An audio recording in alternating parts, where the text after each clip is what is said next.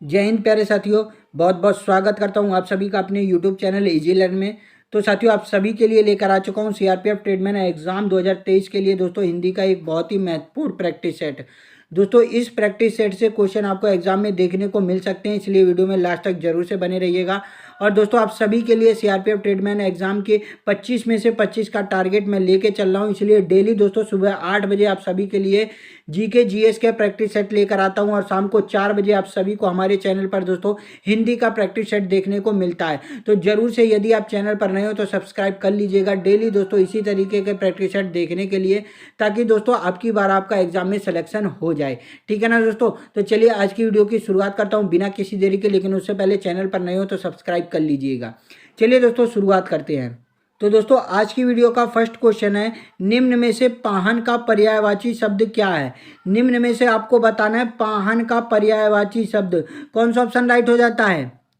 तो दोस्तों, इस क्वेश्चन का राइट आंसर ऑप्शन सी हो जाता है पत्थर। पत्थर दोस्तों किसका पर्यायवाची शब्द है, पाहन का पर्यायवाची शब्द है, जरूर से आपको याद रख लेना है। दोस्तों, आज की वीडियो में हम टॉप 25 क्वेश्चनों को कवर करने वाले हैं और टारगेट दोस्तों आज की वीडियो का मैं 18 क्वेश्चनों का रखूंगा।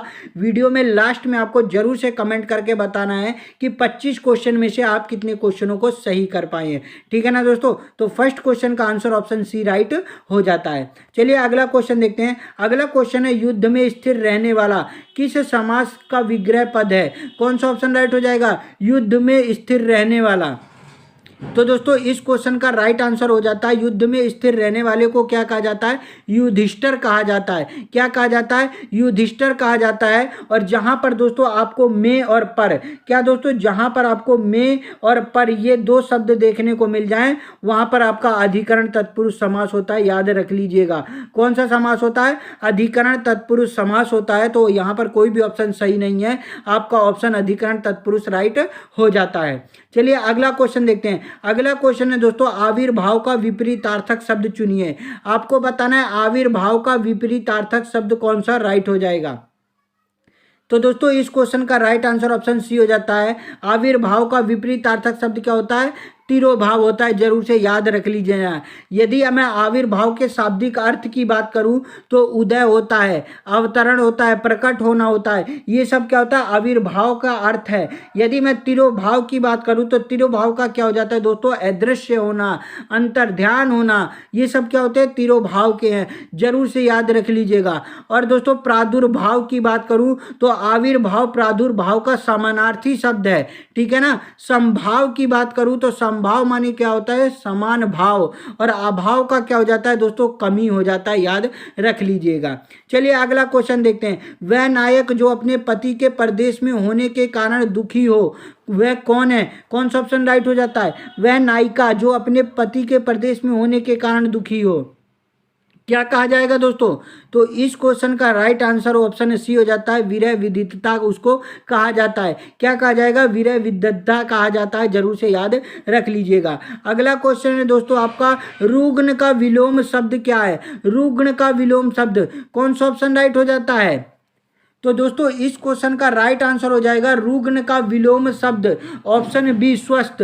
रुग्ण माने होता है बीमार, जो बीमार हो दोस्तों उसे रुग्ण कहा जाता है। और स्वस्थ को क्या कहा जाएगा दोस्तों, विलोम शब्द। ऑप्शन बी आपका राइट हो जाता है। चलिए अगला क्वेश्चन देखते हैं। अगला क्वेश्चन है, निम्न में से कौन सा जातिवाचक संज्ञा नहीं है।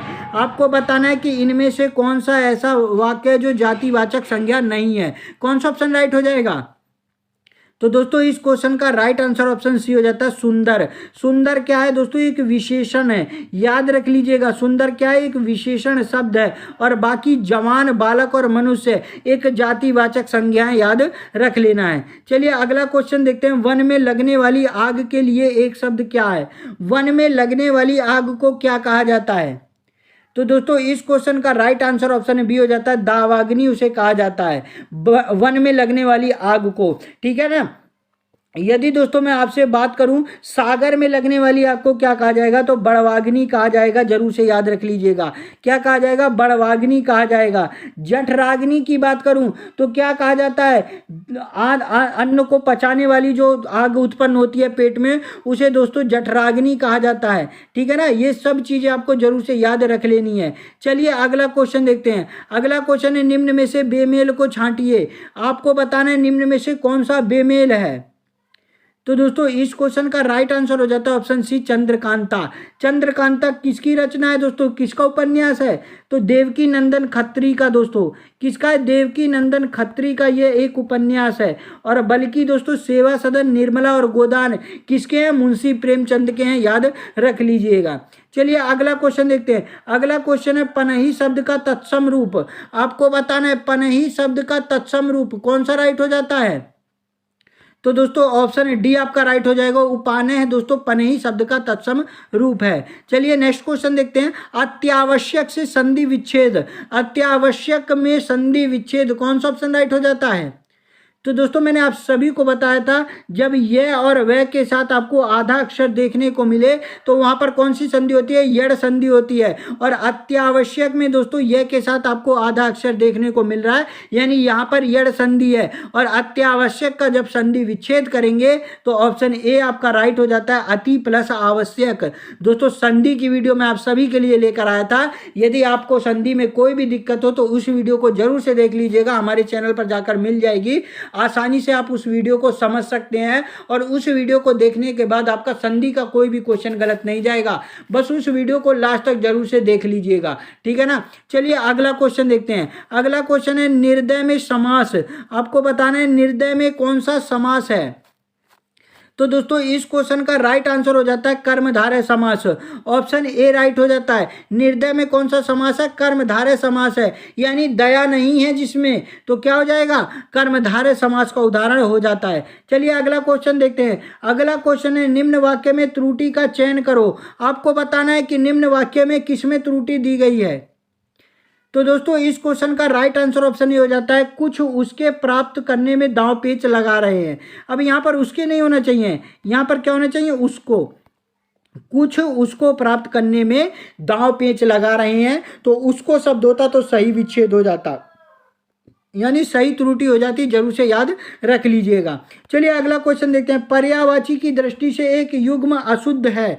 आपको बताना है निम्न में से कौन सा ऐसा युग्म है जो पर्यायवाची की दृष्टि से क्या है? अशुद्ध है। कौन सा ऑप्शन राइट हो जाएगा? तो दोस्तों इस क्वेश्चन का राइट आंसर ऑप्शन है सी हो जाता है, यमुना। यमुना दोस्तों, जानवी, ये दोनों अशुद्ध हैं, याद रख लीजिएगा। यमुना के पर्यायवाची शब्द कौन कौन से हैं? तो कालिंदी हो गया, अर्कजा हो गया, सूर्य हो गया, तनिया हो गया, ये सभी शब्द दोस्तों किसके हैं? यमुना के पर्यायवाची हैं, याद रख लेना है, ठीक है ना। चलिए अगला क्वेश्चन देखते हैं। अगला क्वेश्चन है, आंख फेरना मुहावरे का क्या अर्थ हो जाएगा? आंख फेरना मुहावरे का अर्थ। तो दोस्तों इस क्वेश्चन का राइट आंसर ऑप्शन बी हो जाता है, पहले जैसा प्रेम ना रखना। क्या दोस्तों? पहले जैसा प्रेम ना रखना आंख फेरना मुहावरे का अर्थ होता है। चलिए नेक्स्ट क्वेश्चन देखते हैं। वाक जाल का संधि विच्छेद। वाक जाल का संधि विच्छेद क्या होगा? तो दोस्तों एक ये व्यंजन संधि है, याद रख लीजिएगा। इसमें क्या होता है, जैसे ये कै लिखा गया है, खे लिखा गया है, गे लिखा गया है, घे लिखा गया है, उसके बाद आना खाली होता है। अब इसमें क्या होता है, ये जहाँ शब्द आपको देखने को मिले आधा, तो ये क्या होता है, इसमें चेंज हो जाता है। यहाँ पर देखिए आपको आधा देखने को मिल रहा है, तो ये किस में चेंज हो गया? इसमें चेंज हो जाएगा। तो यहाँ पर कौन सा ऑप्शन राइट हो जाता है? ऑप्शन आपका ए राइट हो जाएगा। वाक प्लस जाल बराबर होता है वाक जाल। कौन सी संधि है? व्यंजन संधि है। चलिए अगला क्वेश्चन देखते हैं। अगला क्वेश्चन है, निम्न में से कौन सा शब्द तद्भव है। आपको बताना है निम्न में से कौन सा शब्द तद्भव है। तो दोस्तों इस क्वेश्चन का राइट आंसर ऑप्शन ए हो जाता है, पंख। पंख एक तद्भव शब्द है, जरूर से याद रख लीजिएगा। लज्जा की बात करूं तो लज्जा का तद्भव शब्द क्या हो जाता है दोस्तों? लाज हो जाता है। क्या हो जाता है? लज्जा का लाज हो जाता है, जरूर से याद रख लीजिएगा, लाज हो जाता है। क्या? लाज हो जाता है। पृष्ठ की बात करूं तो पृष्ठ का तद्भव शब्द पीठ हो जाता है, ठीक है ना। और शिला की बात करूं तो शिला का तद्भव शब्द शील होता है, जरूर से याद रख लेना है। चलिए नेक्स्ट क्वेश्चन देखते हैं। अगला क्वेश्चन है, उसका हृदय इतना कोमल है कि मित्र तो क्या वह अपने डैश को भी चोट नहीं पहुंचा सकता। खाली स्थान में कौन सा शब्द आ जाएगा? दोस्तों यदि आपने अभी तक वीडियो को लाइक नहीं किया है तो प्लीज़ वीडियो को एक लाइक जरूर से कर दीजिएगा, अपने सभी फ्रेंड्स में शेयर कर दीजिएगा, चैनल पर नए हो तो सब्सक्राइब कर लीजिएगा। डेली दोस्तों आप सभी के लिए मैं जीके जीएस करंट अफेयर्स और हिंदी के प्रैक्टिस सेट लाता रहता हूं इस चैनल पर, तो एक बार चैनल को जरूर से सब्सक्राइब कर लीजिएगा। चलिए दोस्तों बताइए कौन सा ऑप्शन राइट हो जाता है। तो दोस्तों इस क्वेश्चन का राइट आंसर ऑप्शन ए हो जाएगा, उसका हृदय इतना कोमल है कि मित्र तो क्या वह अपने शत्रु को भी चोट नहीं पहुंचा सकता। चलिए नेक्स्ट क्वेश्चन देखते हैं, निम्न में से कौन सा शब्द क्रिया विशेषण है। निम्न में से कौन सा शब्द क्रिया विशेषण है। तो यहां पर दोस्तों ऑप्शन ए आपका राइट हो जाता है, तेज। तेज शब्द एक क्रिया विशेषण शब्द है। क्रिया विशेषण जो क्रिया की विशेषता बताते हैं उसे क्या कहा जाता है, क्रिया विशेषण कहा जाता है। जैसे मैं कहूं वह बहुत तेज दौड़ता है, तो क्या हो जाएगा, दौड़ने की विशेषता कौन बता रहा है, तेज बता रहा है कि वह तेज दौड़ता है। तो तेज कैसा शब्द हो जाएगा, एक क्रिया विशेषण शब्द हो जाता है, याद रख लीजिएगा। चलिए नेक्स्ट क्वेश्चन देखते हैं। अगला क्वेश्चन है, करण कारक किस वाक्य में है। निम्न में आपको बताना है कि करण कारक। तो दोस्तों इस क्वेश्चन का राइट आंसर ऑप्शन बी हो जाता है, वह कलम से लिखता है। यह एक करण कारक का उदाहरण है। जहां पर दोस्तों आपको से या के द्वारा ये देखने को मिल जाए वहां पर क्या हो जाता है, आपका कर्ण कारक होता है, याद रख लीजिएगा। वह कलम से लिखता है, वह कलम के द्वारा लिखता है, दोनों शब्द आपको बन सकते हैं। तो यहां पर दोस्तों आपका ऑप्शन बी राइट हो जाएगा, जरूर से याद रख लेना है। चलिए नेक्स्ट क्वेश्चन देखते हैं। अगला क्वेश्चन है, साधु आ रहे हैं वाक्य में साधु का वचन निर्धारित करें। आपको बताना है साधु बहुवचन है कि एक वचन है।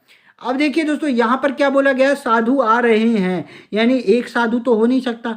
यदि एक साधु होता तो क्या बोलता, साधु आ रहा है। लेकिन साधु आ रहे हैं की बात करा है, तो साधु क्या हो जाएगा, बहुवचन हो जाएगा। ऑप्शन बी आपका राइट हो जाता है। कुछ ऐसे होते हैं जिसको हम आदर सम्मान देते हैं दोस्तों, उन्हें सदैव बहुवचन में यूज किया जाता है। जैसे मैं आपसे कहूं पिताजी, तो पिताजी एक सादर मतलब क्या सम्मान देने वाला वाक्य है। आप अपने पिताजी को सम्मान देते हैं तो क्या हो जाएगा, पिताजी आ रहे हैं। तो क्या होता है, ऐसे शब्दों को सदैव बहुवचन में यूज किया जाता है, याद रख लीजिएगा, ठीक है ना। चलिए अगला क्वेश्चन देखते हैं। अगला क्वेश्चन है, नायक का संधि विच्छेद क्या होगा। नायक शब्द का संधि विच्छेद कौन सा ऑप्शन राइट हो जाता है। तो दोस्तों इस क्वेश्चन का राइट आंसर ऑप्शन सी हो जाता है, ने प्लस अक इजिकल टू नायक होता है, याद रख लीजिएगा। मैंने आपको बताया था जब यह और वह के साथ पूरा शब्द देखने को मिले तो वहां पर अयादि संधि होती है, और यह के साथ आपको पूरा अक्षर देखने को मिल रहा है तो अयादि संधि हो जाएगी, याद रख लीजिएगा। चलिए अगला क्वेश्चन देखते हैं। अगला क्वेश्चन है, जिस समास में उत्तर पद की प्रधानता हो उसे क्या कहते हैं। ऐसे क्वेश्चन भी दोस्तों एग्जाम में देखने को मिल जाते हैं, जरूर से याद रख लीजिएगा। बताइए जिस समास में उत्तर पद प्रधान हो उसे क्या कहा जाएगा। तो दोस्तों इस क्वेश्चन का राइट आंसर ऑप्शन ए हो जाता है, तत्पुरुष। तत्पुरुष समास में दोस्तों उत्तर पद प्रधान होता है, जरूर से याद रख लेना है। चलिए नेक्स्ट क्वेश्चन देखते हैं। निम्न में से किन मतलब निम्न शब्दों के मूल शब्द तथा उसमें लगे प्रत्यय का एक युग्म गलत है, वह कौन सा है। आपको बताना है कि निम्न में से कौन सा प्रत्यय ऐसा लगाया गया है जो गलत है। कौन सा ऑप्शन राइट हो जाएगा।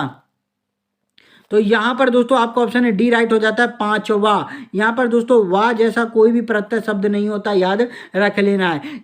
हमेशा याद रखिएगा, ऐसे क्वेश्चन आपको एग्जाम में देखने को मिल सकते हैं। तो वाह जैसा प्रत्यय शब्द नहीं होता है, इसलिए ऑप्शन डी आपका राइट हो जाता है। चलिए अगला क्वेश्चन देखते हैं। वर्तनी की दृष्टि से कौन सा शब्द सही है। ये क्वेश्चन दोस्तों मोस्ट इंपोर्टेंट और एग्जाम में पूछा जा सकता है, तो जरूर से आपको याद रख लेना है। कौन सा ऑप्शन राइट हो जाएगा। तो दोस्तों इस क्वेश्चन का राइट आंसर ऑप्शन ये हो जाता है, सन्यासी। दोस्तों सन्यासी कैसे लिखा जाता है, सन्यासी में अंक की बिंदी भी लगती है और आधा न भी बनता है, तो याद रख लीजिएगा सन्यासी ये होता है। और शुद्ध वर्तनी में सन्यासी इसी तरीके से लिखा जाता है। चलिए अगला क्वेश्चन देखते हैं। अगला क्वेश्चन है, निम्न में से कौन सा वाक्य अशुद्ध है। आपको बताना है इनमें से कौन सा वाक्य अशुद्ध है। इसका आंसर दोस्तों आप सभी को कमेंट करके बताना है। अगर वीडियो अच्छी लगी होगी तो एक लाइक जरूर से कर दीजिएगा, अपने सभी फ्रेंड्स में शेयर कर दीजिएगा। चैनल पर नए हो तो सब्सक्राइब करके नोटिफिकेशन बेल को ऑल पर सेट कर लीजिएगा। डेली आप सभी के लिए दोस्तों शाम को 4 बजे हिंदी का प्रैक्टिस सेट हमारे चैनल पर देखने को मिल जाता है, तो जरूर से चैनल को सब्सक्राइब कर लीजिएगा यदि आप सीआरपीएफ ट्रेडमैन की तैयारी कर रहे हैं। तो चलिए दोस्तों मिलता हूँ नेक्स्ट वीडियो में, तब तक के लिए जय हिंद जय भारत दोस्तों।